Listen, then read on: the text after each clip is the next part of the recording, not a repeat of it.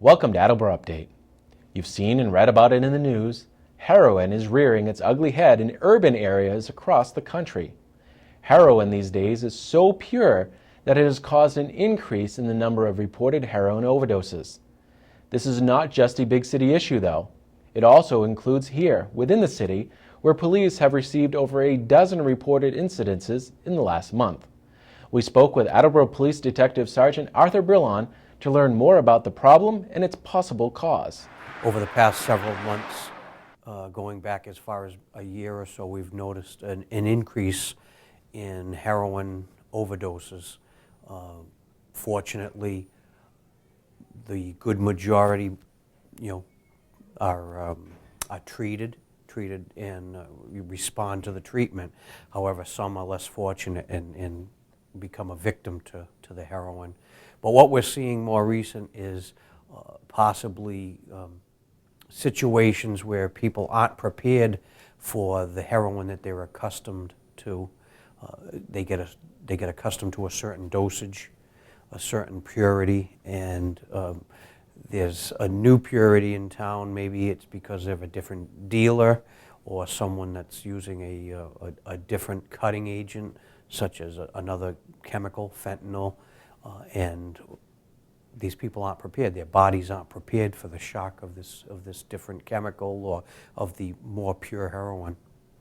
Living near a major metropolitan city, the price, in this area is lower than it would be, we'll say, farther north or towards the Cape. So I've seen in my career situations where people will actually travel, let's say, from the Cape toward Providence because to obtain a drug at a better price. But what comes to our attention naturally are the situations where the police or the fire are called for an overdose. That definitely has come up. I believe since the first of the year, we've responded to somewhere between 12 and 15 situations of overdose. Fortunately, most of those people are treated, respond well to treatment, and continue on with, with their life or their treatment. Unfortunately, there are those situations where the person does not respond to the treatment and become a statistic.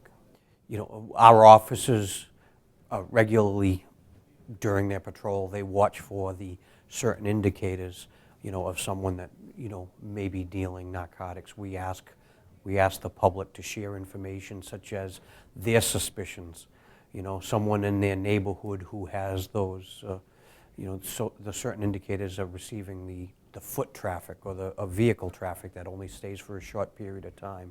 We ask them to share that information with the police department, and they certainly can do that by going through our website, attleboropolice.org. There's an anonymous link where they can send information, or they can call 774-203-1915, and that will bring them to an anonymous voicemail system that's retrieved only by detectives.